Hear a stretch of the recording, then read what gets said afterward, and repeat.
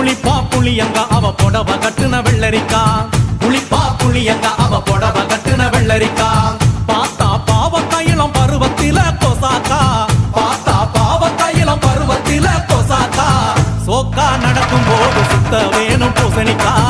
ஆத்தா கண்டெடுத்த அழகான ஜாதிக்கா புளிப்பா புளியங்க அவ புடவ கட்டுன வெள்ளரிக்கா புளிப்பா புளியங்க அவ புடவ கட்டுன வெள்ளரிக்கா